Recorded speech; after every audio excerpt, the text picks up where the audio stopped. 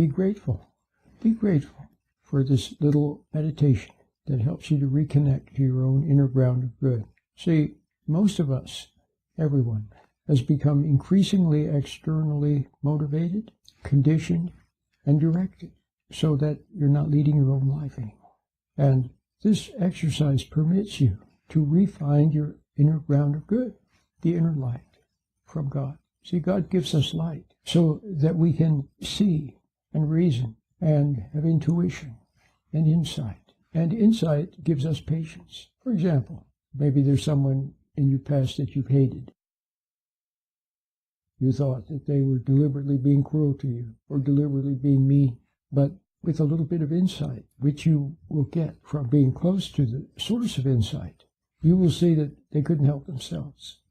They weren't being deliberately cruel any more than you are. You have betrayed other people, or you've been impatient with them, or you've resented them or hated them, or you've spoken ill of them, or you said things to them that you now wish you hadn't said. Did you really want to do any of those things? No, you didn't. You didn't want to. Maybe you've been impatient with your kids. Do you really want to be impatient with your kids? No. You couldn't stop yourself. You couldn't stop yourself. And so you weren't deliberately being impatient. So seeing that your parents or whoever it was that you hated could no more stop themselves than you can stop yourself. Seeing that, then you can begin to forgive them. Forgiving them means just to let go of the hatred toward them, let go of the resentment, let go of the grudge. That's all it means. Then you're free. See? Otherwise, you're doomed to continue to resent them and to resent other people like them, and to carry the burden of guilt, and then to try to be extra nice to make up for it somehow. But when you let go of the grudge, then you're free, and you see that you are forgiven. And then when you are forgiven, it's easier for you to forgive others. The more wrong things you did, and wrong can take 1,000 different forms. It can be very subtle. The more wrong things you did, the more you became guilty, and the more you fled the light. Because the light made you feel your guilt. It made you feel the anxiety. It made you feel you're wrong. It made you aware of your wrong choice. It made you aware of your compulsion. It made you aware of your servitude and your slavery. See? To the wrong. And you didn't want to see it. So you fled the light. But now, if you want to come back to the light, and you don't mind seeing the truth, you're willing to see the truth, even if it's painful and a little bit embarrassing. You want to come clean. That's all. You just want to come clean and live honestly. But up until now, you didn't know how to live honestly because all you knew was how to be wrong, how to be angry, and how to be resentful, how to be selfish, how to seek pleasure, see, and so on. It's all you knew. So living honestly meant just becoming a total selfish person. But you didn't want to do that either. But now, things will be different, because now you're given the power with the meditation to stand back and observe thoughts, and observe selfishness, and observe wrong. But now you see the wrong in the light. Now you have understanding. Remember, I talked about understanding? Remember how I said, when you see that other people can't control themselves any more than you can control yourself, it permits you to forgive them. In other words, not hate them. You see they're not deliberately doing bad. They're not deliberately doing wrong. They can't help it. So now you can stand back and see your own wrong with understanding. See how you've been shaped and molded. You didn't want to be, see? And you didn't know any better. Everyone told you, well, you got to be ambitious and you got to go for the gusto and seek pleasure, and it should get angry and full of rage. And, you know, they tell you all that stuff. They encourage you to be selfish, to be challenged, to try to rise above everyone else, to win for the team and to lord it over other people with knowledge and so on. That's all temptation everywhere. You became shaped by it. Now in your heart you knew there was something wrong with it, but you didn't have a firm grasp of it. See? You doubted it. You didn't want to believe all the bad things and negative things.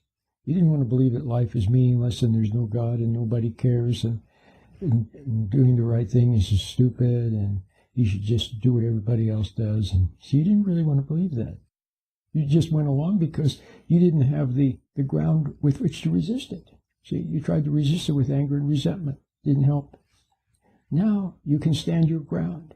That's all you have to do, is stand your ground. You don't have to do anything other than that. Just stand your ground. That's all. When somebody says something that's not true, just know in your heart that it's not true. Don't try to think up a clever answer. Just see it. That's all. And just stand there and see it. Observe it. When you see wrong, just see it. Just stand your ground and observe it. Whatever you see, no matter how foolish, how wrong, how mean, how wicked, how evil, how scary, no matter what it is, just observe it. Watch it. Stand back. And that's how you separate from it. It being everything that's gotten control of you and shaped you and molded you in its image and changed you. Just watch it. But now, all you have to do is stand your ground. How do you stand your ground? You practice the meditation. So you learn how to observe thought. And the meditation teaches you how to get out of thought. The first thing it does, it shows you how to observe the little pixels of light. The meditation teaches you how to observe the little pixels of light on the inside of your eyelids. It's like you were looking through your forehead. I had a big screen television. And on the big screen television, there was just little patterns of light, sparkles of light, little tiny glows of light. Okay? That's all. You just watch that. And when you're seeing that, when you're watching that, when you're observing that, you're not lost in the imagination. The imagination is a no man's land that misleads you, see, that gives you excuses and tells you lies, that makes you doubt what's right. You just stand back. Now, as you go about your business, and even during meditation, thoughts will arise to try to lead you away, to float away. And you'll catch yourself floating away on thinking about something, anything, what you're going to do, where you're going to go, what happened yesterday. You'll see how your thoughts tend to pull you into them, and you go floating away with the dream stream. Now you'll be able to stand back, see it. Something will make you aware that you've been lost in the dream stream, and now you're back in the present again, looking at the little particles of light. And every time you can get out of your thoughts and look at those little patterns of light, little sparkles of light, even just for a second, a half a second, see, or a few seconds without being lost in thought, in that moment, in that space, something good comes through. It comes through that light and comes into you. And then it begins to change you. Then when you go out in the world, you find that you are able to observe things that before would have upset you or made you angry or resentful, and now they don't. You observe, you're a bit more patient. You begin to see people, you see their errors, and you don't hate them. You begin to see errors, and you don't follow. You don't have to build up a head of steam. You don't have to get angry. You don't have to build up emotion. You just simply see the error, and so you don't go that way. Life becomes increasingly simple as a result of your little meditation. Now, in the beginning, it would be good to listen to this recording and use it. And also, for example, to practice, where you very slowly raise your hand so that your hand then begins to come toward your forehead. The back of your hand comes toward your forehead. And as it gets closer and closer to your forehead, very slowly, very, very slowly, so it can take a minute or 2 minutes for your hand, the back of your hand, to get closer and closer to your forehead. And it'll seem like it should touch your forehead, but it doesn't. Then you can go a little bit closer, and your hand still doesn't touch your forehead, like that. Practice that. Go along with my verbal description of it. Okay? So that's very helpful. It does a couple of things. First of all, it keeps you in the present. It keeps you out of being lost in daydreams. Secondly, it establishes a link. It establishes a flow from the inner light through your mind, through your emotions, through your nerves, to extend it into your body. You see how there's a connection from your hand to the light, and from the light to your hand. And the warmth flows from the light into your body. And you can feel it. As your hand tingles, becomes warm, you can feel life flowing into your hand. You can feel the blood flowing into your hand. Being aware of your hand in that way also helps to anchor you in the present and establishes a communion between your soul, the light, and the body. And so I recommend that you do this meditation as often as you can. And then as you go through life, now you have a secret, something that you know. This time a good something. You know about the meditation. You know about God. You know about how to calm down and become closer to the light. You know how to go out in the world and not be so reactive and so upset. And you have a bit of a sense of humor about things. You learn how to be humble. You learn how to not try to be a big something anymore. Just be a regular person. But a regular person with this secret knowledge of this wonderful, wonderful meditation. And all you have to do is practice it. And then yearn for the light. Yearn for what is right. And what is right is the light. What is right is not a particular set of words or a particular dogma or a particular person or a particular idea or a particular anything.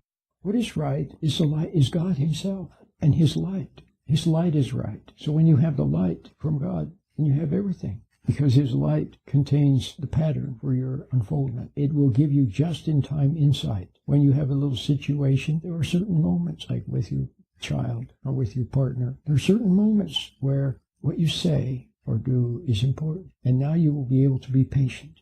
And something may come to you, and it'll be right, and it'll be from the light. You'll just spontaneously say something, it'll be the right thing. Or maybe nothing comes to you, and that means that there's nothing you have to do or say. Just watch. Watch. And the moment passes and you're safe. And you didn't do the wrong thing. See, doing the right thing is mostly just not doing the wrong thing. And you go through life, and as you begin to see, observe yourself getting better without any effort on your part, you begin to observe yourself handling situations that before you couldn't have handled. You begin to observe yourself being less resentful, less angry, and therefore less selfish, less pleasure-oriented, less needful of comfort from food and drugs and marijuana and from people. You become more self-possessed because now your comfort comes from within. And a little meditation represents a commitment. It represents you want God in your life. And so your little meditation is very important that you practice it and not stop. Keep practicing it. Even if nothing seems to be happening, even if you think you're just going through the motions, just watch it. Just watch. But do the meditation. And it's self-correcting. If you're not doing something quite right, then it'll fix it for you. Magic, or you'll just start doing it right. Or you may think you're not doing it right. Something will whisper to your mind, this is not working, this is foolish, you don't need to do this meditation, try another one. Meditation's not for you. It'll say, Roland, this is not good, this is some weird meditation. It'll say, you need to do this instead, you need to take a course in theology, or you need to go do this ritual, or you need to... It's always whispering something to your mind. Just ignore it.